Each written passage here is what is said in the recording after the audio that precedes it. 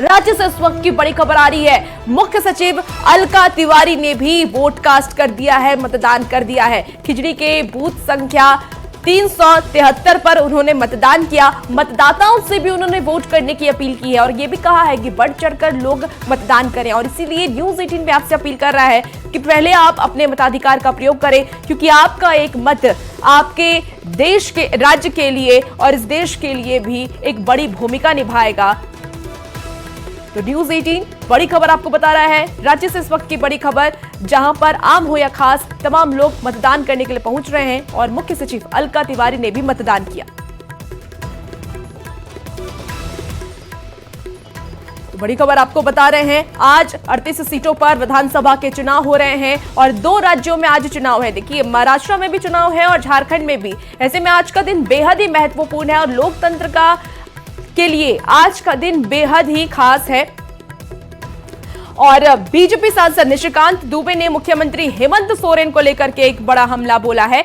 आपको बता दें कि इस बीच सियासी गलियारे से भी अभी भी वार पलटवार का दौर चल रहा है। उन्होंने कहा है कि हेमंत सोरेन बहुत जल्द झारखंड से विलुप्त हो जाएंगे। उन्होंने ये भी कहा कि झारखंड में भारतीय जनता पार्टी की जीत पक्की है और इस बार आदिवासी समाज के लोग भी बांग्लादेशी घुसपैठ और रोजगार के मुद्दे पर वोट कर रहे हैं और बीजेपी लगातार इन मुद्दों को उठा रही है। घुसपैठियों को भगाना है, आदिवासियों की संख्या घटी है, मुसलमानों की संख्या बढ़ी है, रोजगार नहीं हुए हैं, हेमंत सोरेन जेल जाकर बेल पर हैं। ये सारे मुद्दे जो है जनता तक चले गए हैं। बरहेट विधानसभा में भोगनाडीह, जहाँ जो सिद्धो कानू का जन्मस्थली है, आप वहीं जाकर पता कर दीजिए कि वहाँ पत्रकार भी जो निगेटिव बात करने की कोशिश कर रहे हैं, उनके ऊपर जो है सारे लोग प्रभावी ढंग से विरोध कर रहे हैं और वो कह रहे हैं कि इस बार हर हालत में सरकार बदलनी है। आदिवासियों में यदि ये जोश दिखाई दे रहा है तो आप समझ सकते हैं पूरे झारखंड का क्या हालत है। हम किसी कीमत पर 2/3 से सरकार बनाएंगे और भारतीय जनता पार्टी अपने दम पर पहली बार झारखंड में सरकार बना रही है। और अब आपको तस्वीरें भी दिखाएंगे जहां बाबूलाल मरांडी पूजा करते हुए नजर आ रहे हैं। आस्था में डूबे हुए बाबूलाल मरांडी नजर आ रहे हैं। तस्वीरें देखिए जहां वो शिवलिंग पे जल चढ़ाते हुए नजर आ रहे हैं और अभी उन्होंने अपना वोट भी कास्ट कर दिया है, मतदान कर दिया और मतदान के बाद वो पूजा करते हुए आज नजर आ रहे हैं। आज झारखंड के दूसरे चरण और अंतिम चरण का चुनाव और ऐसे में बाबूलाल मरांडी इस बार बेशक अपनी जीत की कामना करेंगे और पूजा करते हुए बाबूलाल मरांडी इस वक्त नजर आ रहे हैं। नतमस्तक होकर के शिवलिंग के आगे बाबूलाल मरांडी इस वक्त आपको दिख रहे होंगे। और देखिए, ये तस्वीर अपने आप में बहुत खास हो जाती है, बहुत महत्वपूर्ण हो जाती है। और हमारे साथ तनुज खत्री जुड़ चुके हैं। तनुज, बहुत बहुत स्वागत आपका। और आपके लिहाज से, झारखंड मुक्ति मोर्चा के लिहाज से, इंडी गठबंधन के लिहाज से हो या फिर झारखंड की जनता के लिहाज से हो, चाहे सरकार किसी की भी बने, लेकिन ये बहुत ज़रूरी है कि वोट ज़रूर किया जाए, ये बहुत महत्वपूर्ण हो जाता है। और देखिए, बाबूलाल मरांडी पूजा अर्चना कर अपना वोट का इस्तेमाल करते नजर आए, तो पूजा से चाहते होंगे, ज़रूर स्वाभाविक सी बात है कि कुछ नया हो, कुछ बदलाव हो जाए। आपको लगता है कि इस पूजा से फल जो है वो आपको ना मिलके बाबूलाल मरांडी को मिलेगा और कुछ ऐसा हो जाएगा जिसकी वो कामना कर रहे हैं? देखिए, भगवान जो होते हैं वो दिखावे पर विश्वास नहीं करते हैं और ईश्वर को पता है कि किसको क्या देना है। तो खैर, आज दूसरे चरण का मतदान है विभाजी, और ये जिस प्रकार से पहले चरण में झारखंड की जनता ने, मतदाताओं ने बढ़ चढ़ करके हिस्सा लिया, हम समझते हैं कि उससे भी ज्यादा संख्या में आज मतदाता निकलेंगे और अपने मतों का प्रयोग करेंगे, और जो लोकतंत्र के लिए अत्यंत आवश्यक भी है।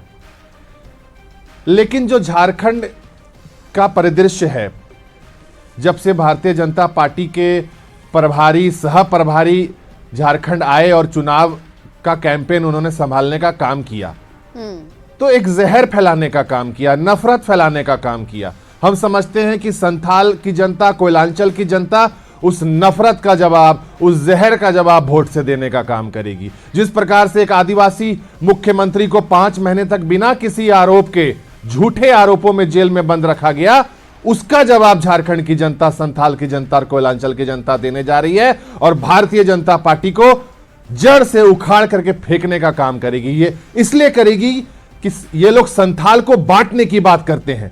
इनके सांसद ने संसद में कहा कि संथाल परगना का विभाजन हो जाना चाहिए। तो विभाजनकारी लोगों को आज झारखंड की जनता एक माकूल जवाब देने जा रही है। राफिया से उनकी प्रतिक्रिया भी ले लूं मैं, उन्हें भी जरा इस चर्चा में जोड़ लूं मैं। राफिया, चूंकि सीधे तौर पर तनुज खत्री ये कह रहे हैं कि भाई संथाल की जनता को आप बांटने का प्रयास कर रहे थे, आपने ऐसा इस तरीके से माहौल खड़ा करने का प्रयास किया जिससे कि झारखंड की जनता के अंदर ही वैमनस्य आ जाए, और इसीलिए ये भीड़ है, इसलिए वो वोट कर रही है। देखिए, सबसे पहले तो आपके चैनल के माध्यम से अपील करना चाहूँगी कि जितने भी हमारे भाई और बहन हैं झारखंड के, वो ये लोकतंत्र के महापर्व में हिस्सेदारी ले, क्योंकि आपका एक वोट झारखंड की तकदीर और तस्वीर दोनों बदल सकता है। क्योंकि जिस तरीके से झारखंड मुक्ति मोर्चा और जो इंडी गठबंधन है उसने सिर्फ झारखंड की जनता को बेवकूफ़ बनाया है, यहाँ के युवाओं को रोजगार नहीं दिया है, यहाँ के युवा पलायन करने पे मजबूर है, तो झारखंड की जनता उनको जवाब देगी।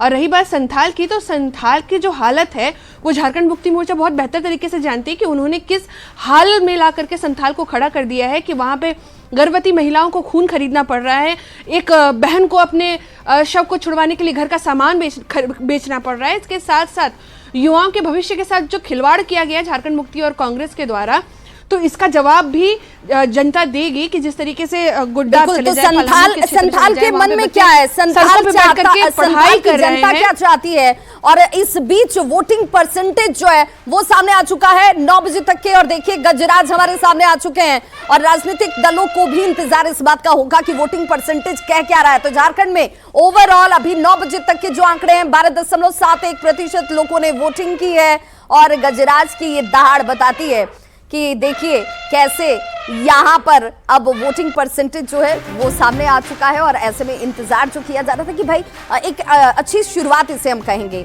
और इसीलिए हम कह रहे हैं कि भाई कोल्हान या संथाल, चाहे जो भी फैसला यहाँ की जनता का हो, लेकिन जो मूलभूत समस्याएं हैं लोगों की, उन समस्याओं से तो कम से कम राजनीतिक दलों को इन्हें निजात जरूर दिलाना चाहिए। संजय जी हमारे साथ लगातार जुड़े हुए, काफी वक्त से इंतजार कर रहे हैं। संजय जी, मेरा सवाल आपसे ही होगा कि ठीक है, पलायन एक बड़ा विषय है, बांग्लादेशी घुसपैठ का मुद्दा बार बार उठाया जा रहा है, इस पर खूब सारी चर्चाएं हुई, इस पर एक दूसरे पर शब्द बाण भी बहुत छोड़े गए, लेकिन क्या सचमुच नहीं लगता कि जो युवा हैं वो चाहते हैं कि भाई हमें कहीं और न जाना पड़े, हमें यहीं पर उन्हें रोजगार से जोड़ दिया जाए, हमें उतना मजबूत कर दिया जाए, फिर कुछ कहने की जरूरत नहीं होगी, सब कुछ तो युवा खुद ही तय कर देंगे। इस विषय पर आने के पहले मैं आपको एक बहुत महत्वपूर्ण आंकड़ा देना चाहता हूं, जो आपके पास भी होगा। प्रथम चरण के चुनाव के बाद ईसीआई का जो डेटा है वो एक बहुत महत्वपूर्ण आंकड़े की तरफ इशारा करता है कि पुरुष मतदाता की तुलना में महिला मतदाताओं का जो मतदान प्रतिशत है वो 4.8% अधिक है। मैं फिर से दोहराता हूँ, पुरुष मतदाताओं की तुलना में महिला मतदाताओं का जो वोट